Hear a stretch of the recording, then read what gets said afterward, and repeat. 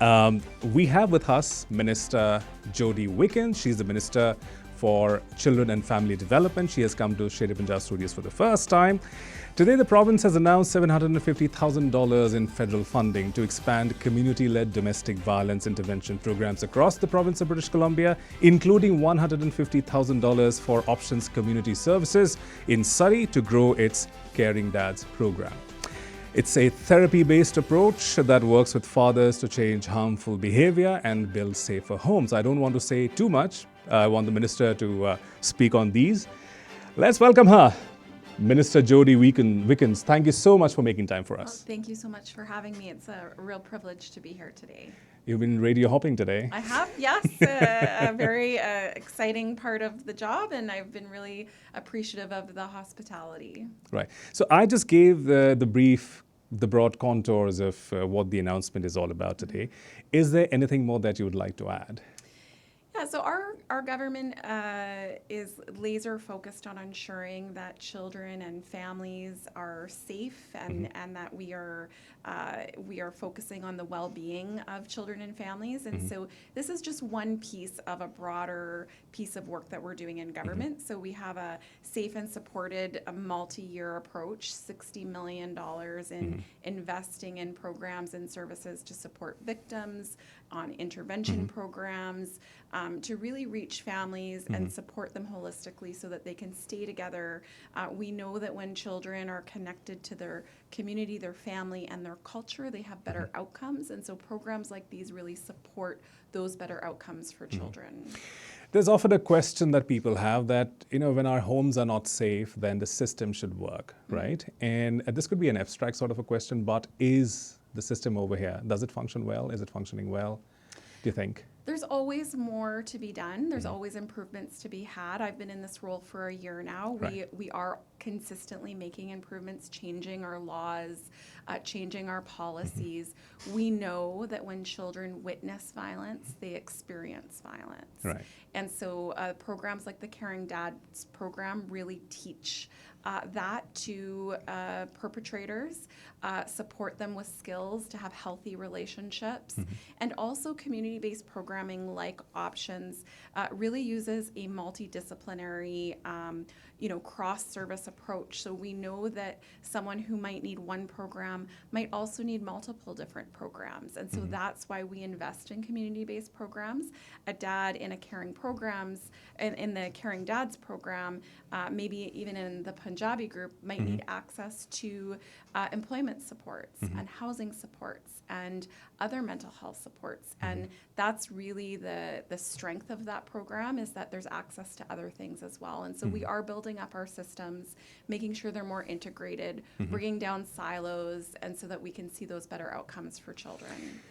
What are the criteria for deciding somebody qualifies for the Caring Dads program? Do people volunteer themselves? Okay, I need help. Do families come forward? How does this work? Yeah, I believe there are families that can reach out to organizations like Options to receive help. Sometimes there are concerns that are brought forward by community professionals like schools or other people that say, and alert a child protection worker that something has gone on. That child protection worker then has a legal responsibility to look into that concern. And then there's a range of tools that ministry staff have to support families. This might be one of those tools to ensure that children are kept safe. A protection worker might say, we really think it would be beneficial for you to enroll in this program and engage in this program. And while you're doing that, we can work with the mom and the other people in the family. So it really is a holistic approach to looking at child well-being.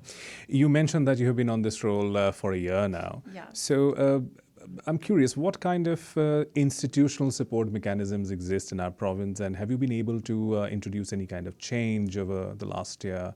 Have you been able to add things to it? If you could tell us about it. Yeah, well, I think being the Minister of Children and Families for British Columbia is arguably one of the most important roles. Absolutely. Our children are our future, Right. And strong families create strong futures. I'm a mom myself of two teenage two teenagers, and so really passionate about this work.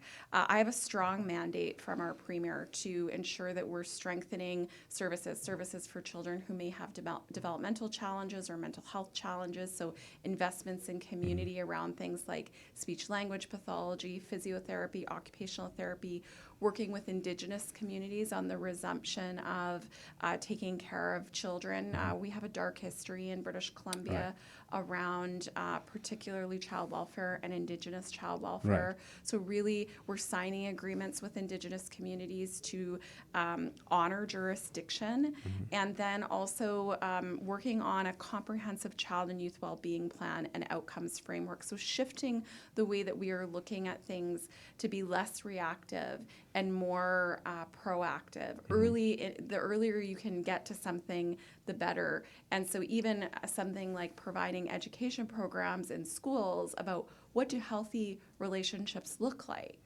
How do you seek out help when you need it? Those are all things that are a part of sort of a comprehensive plan that I think will change the trajectory of children's lives. I'm really glad that you mentioned Indigenous children and residential schools as well, because I want to bring you on this very sensitive topic, one that has been impacting a lot of people in our province. We have seen from the highest offices, elected officials saying that, residential school or whatever happened is actually a media-created hoax.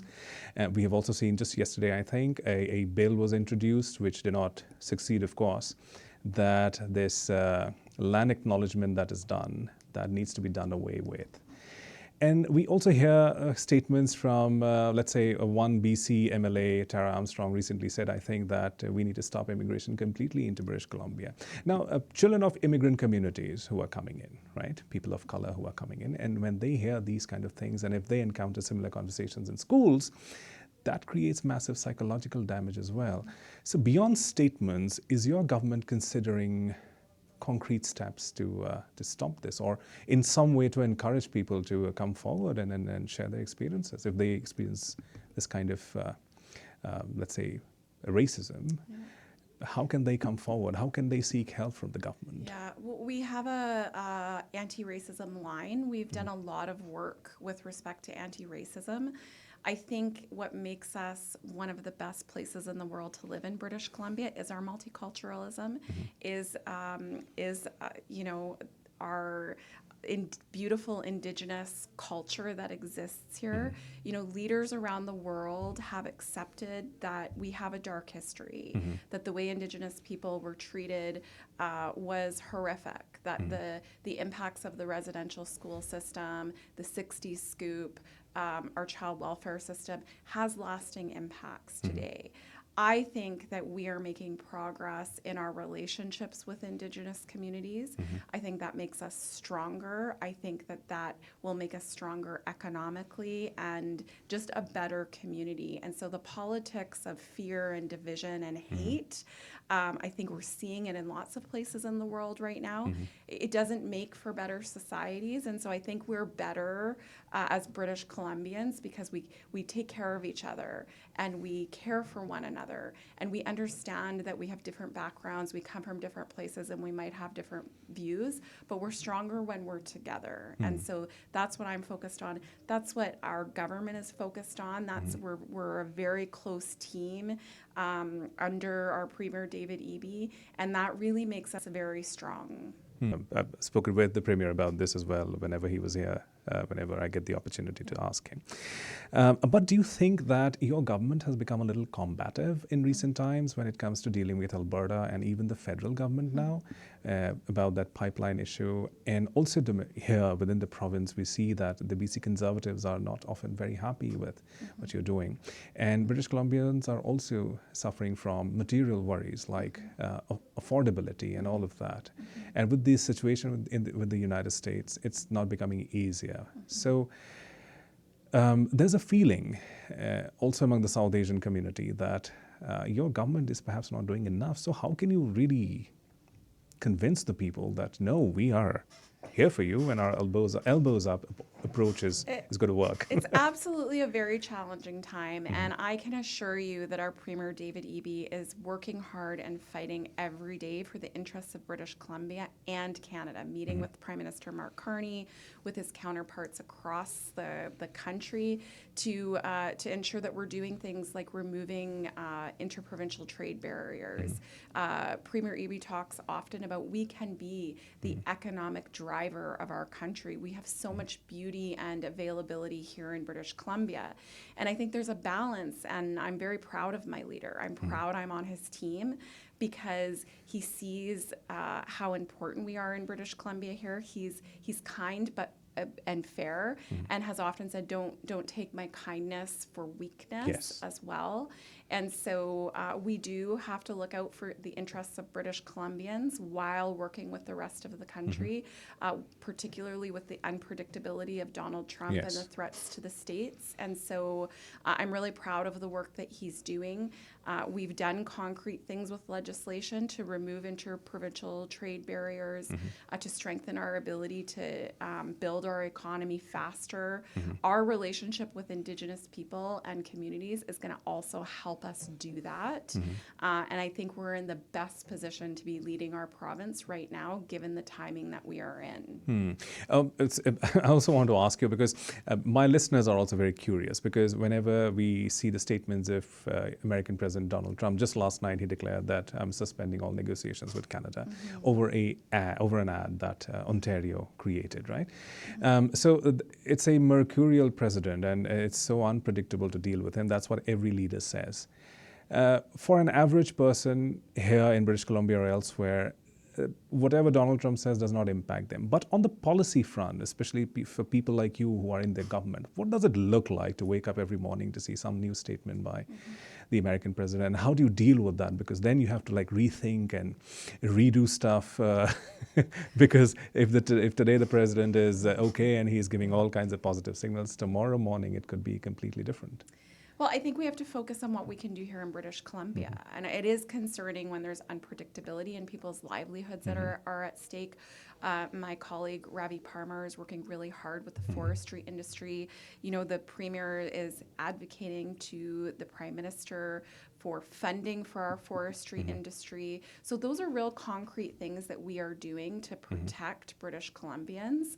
I think making investments in programs and services and housing. I mean, we've been driving a lot today. There's construction everywhere, right? Because we are building up our province. We're building the infrastructure that we need. So at the same time as building hospitals and schools and roads, you know, that's creating jobs and economic growth and giving us what we need right now. And so I think every single day that our Premier gets up and we meet as a caucus and a cabinet, we are having those conversations about how do we move things forward faster? How do we build up our province so that everybody has the services that they need, so that we do see economic growth? There is no shortage of challenges. This is the most challenging thing I've ever done in my life. And at the same time, I've seen the real progress that we're making. I've seen the impacts that, you know, the investments that we're making, how that changes outcomes for children and families. It's like I said, difficult time, but we have the power to support people in difficult times. I'm glad we're a caring government, and that's exactly what we're doing right now. You've also completed 1 year in government, I believe. 21st of October was the election date last year, I think. Yes. So how has been the ride so far for you?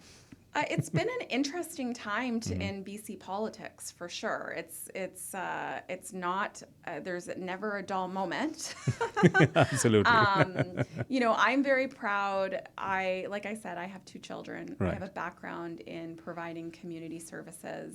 I started my career out because I believed in public service. I believed in giving back to your community, that we work together. And so being able to be the Minister of Children and Family development is an honor of a lifetime, and we are doing things. I introduced my first piece of legislation last week that will have an impact on safety planning for children and families. I get to work with a team of people like Attorney General Sharma and Minister Kalon and Minister Parmar and our Premier, who are brilliant, laser focused on how we're making British Columbia better.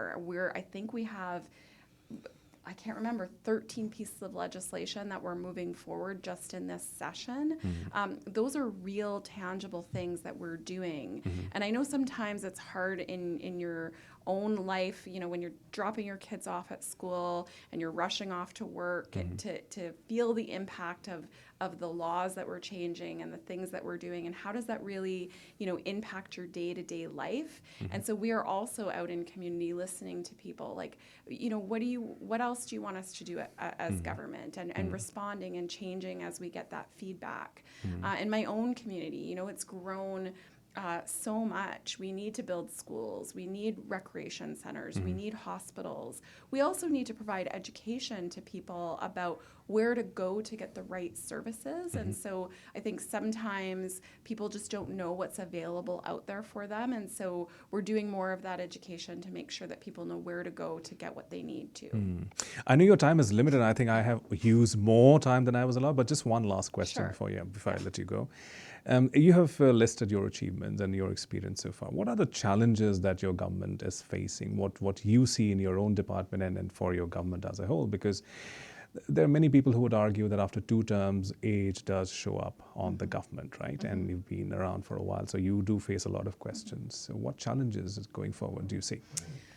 Well, I think we have faced a number of challenges as a government. We went through a global pandemic. We saw unprecedented population growth in our province at a time where we've also seen an aging population, at a time where there's been global inflation. And so all of those challenges, I think, make it hard sometimes for people to feel the investments, the real investments we've made as a government, billions of dollars into our healthcare system, billions of dollars into our education system. I also think, good public policy is felt typically later on, and the impacts of bad public policy is also faced later on. So a quick, really good example in my community in the 2000s, 8 schools were shut down. 8 schools. That has lasting impacts, 2 decades later on. And so when we formed government, we had a massive infrastructure deficit and social infrastructure deficit that we needed to catch up on. And so we have all of these challenges. We had to catch up in a time where investments weren't made in our communities and in our social services. And so that's the hard part. It's that we are doing everything we can. We're investing like we never have before, and we're up against a global climate that's very challenging. And so that's what I talk about to my community on the doorstep, that we will continue to work hard. We will continue to do those things. And we also need to get a message out about the things that we have done, how we have built up our communities, how we have invested in them. And so we'll continue to have those conversations. Minister Jodie Wickens, it has been lovely speaking with you. Thank you so much for making time to come and visit us in the studio. Thank you. Thank you. दोस्तों MLA हैं आप Coquitlam Barq mountain से, और आप minister हैं for children and family development जोडी Wilkins. इनकी बातें आपने सुनी। हम लेंगे छोटा सा ब्रेक, उसके बाद वापस आएंगे। बने रहिएगा मनी के शो पर।